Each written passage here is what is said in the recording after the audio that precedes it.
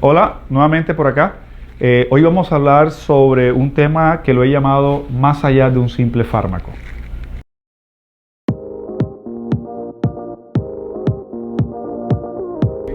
Desde el punto de vista histórico de la medicina, el hombre siempre ha tratado de buscar la causa de la aparición de las enfermedades, cualquiera que sea.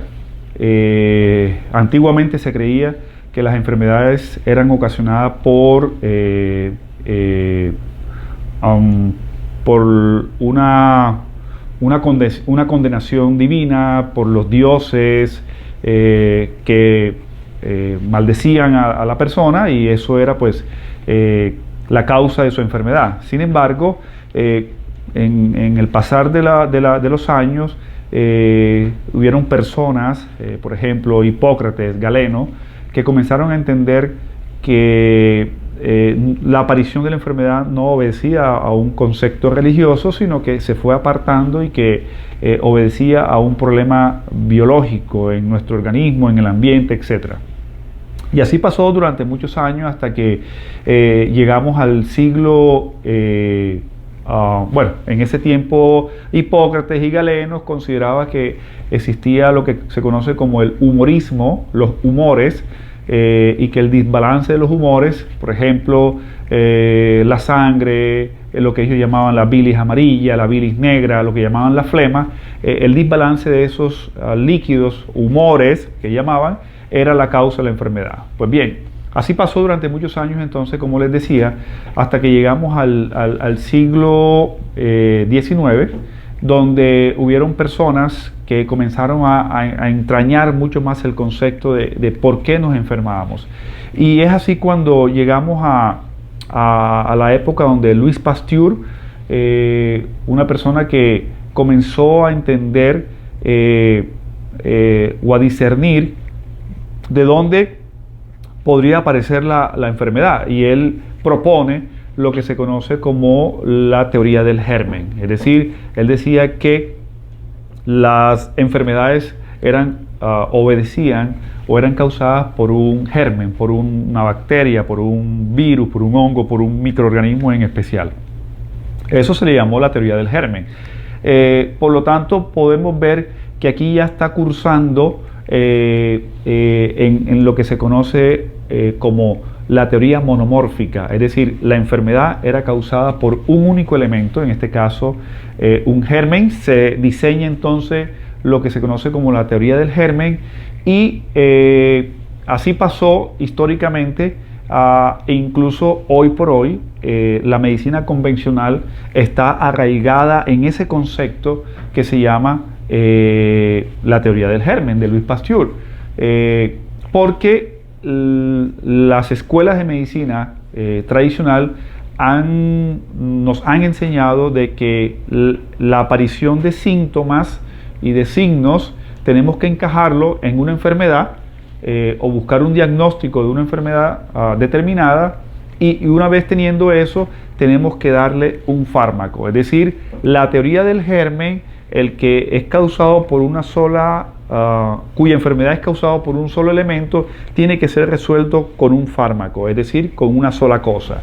Eso es lo que históricamente ha pasado hasta nuestros días. Aún existe esa convicción en la medicina actual convencional, contemporánea, de que tenemos que resolver con un fármaco una situación de una enfermedad. Sin embargo, en esa misma época histórica, en oposición a Louis Pasteur, existió otro señor, o otros señores, quiero decir, como fue Anthony Béchamp, como fue Claude Bernard, donde ellos proponían, o propusieron más bien, de que no se trataba de un solo elemento quien causaba la enfermedad de esos pacientes o de esas personas en ese momento, sino eran diferentes elementos que ellos llamaron, como lo llamó Anthony Béchamp, como los terrenos, o como lo llamó Claude Bernard, el medio interno. Es decir, el desbalance de nuestro sistema biológico interno es lo que termina o determina la aparición de una enfermedad. Entonces estamos viendo ya otra connotación opuesta, y es lo que estamos hablando de la teoría pleomórfica, donde no es un solo agente, no es monomórfico, sino es múltiples factores, y estamos viendo también entonces la creación de un nuevo concepto que se llama la teoría de los terrenos. Eso es lo que hoy en día debería estar preponderándose en la atención médica, y es lo que cada vez más está creciendo. Eso que se conoce como el abordaje centrado en el paciente, es decir, centrar en todo el paciente, la visión holística que se debe tener sobre la enfermedad, y que el abordaje, las estrategias, el tratamiento que se debe instaurar no debe ser basado en un fármaco, sino debe ser basado en múltiples situaciones, multitarget, y enfocándose fundamentalmente en lo que se conoce como los nutrientes. En verdad, los tratamientos de la enfermedad crónica actual no debe ser inicialmente abordado desde el punto de vista del fármaco. Si bien es cierto, los fármacos son importantes porque nos permiten resolver situaciones agudas o situaciones crónicas que amenazan la vida, siempre de fondo, de base, debes tener un abordaje basado en nutrientes. Y cuando hablo de nutrientes, estoy hablando de los macronutrientes, de los micronutrientes, pero a dosis óptima. No nada que ver con eso de la dosis diaria recomendada, que esos son dosis de nutrientes que determina, en este caso micronutrientes, que determina usualmente la aparición de una enfermedad carencial, más no vivir en una condición óptima, y mucho menos cuando nos enfrentamos a una condición de enfermedad. Entonces, el nutriente, si se mira desde el punto de vista del punto de vista farmacológico, cumple los mismos criterios como un fármaco. Cuando se estudia medicina, nos enseñan de que un fármaco tiene una cinética y tiene una dinámica. Una cinética, por ejemplo, se absorbe, se distribuye, se metaboliza, se excreta, y de igual forma tiene una dinámica, es decir, su mecanismo de acción. Exactamente sucede con los nutrientes cuando lo usamos a una dosis que se conoce como dosis metanutricional, dosis que están por encima en 1 a 4 órdenes de magnitud. Ya eso es un tópico que ya hemos hablado en videos anteriores, donde se comporta, si se quiere decir, como un verdadero fármaco. Así que hay que pensar siempre ante una enfermedad crónica. El modelo tiene que ser centrado en el paciente, no centrado en el síntoma. Hay que pensar más que un fármaco, hay que pensar siempre como el sustrato nutricional en dosis metanutricionales, y de esta forma podemos ir viendo cómo se resuelve la enfermedad. Y por ejemplo,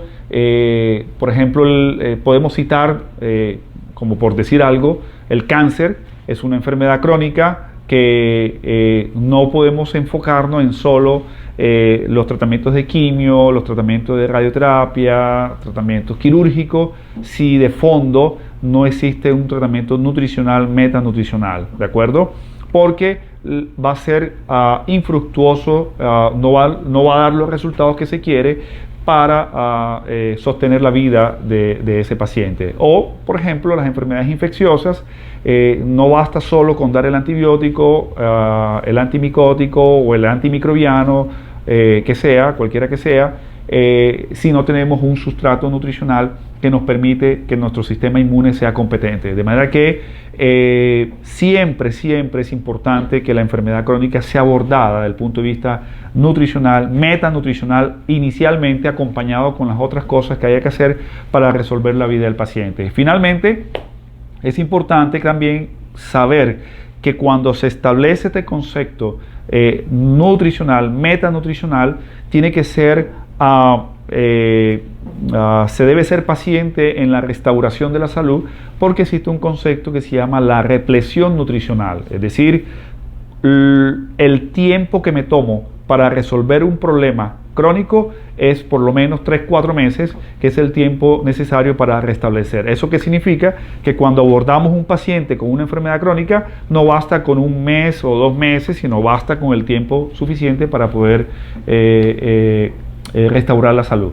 Así que dejemos a un lado la teoría monomórfica, la teoría del germen, el modelo centrado en el síntoma, el fármaco, sí, pero acompañado con un modelo básicamente pleomórfico, con un modelo pensando en los terrenos, en el medio interno, pensando en el abordaje centrado en el paciente, la visión holística y por supuesto el sustrato inicial que debe ser los nutrientes.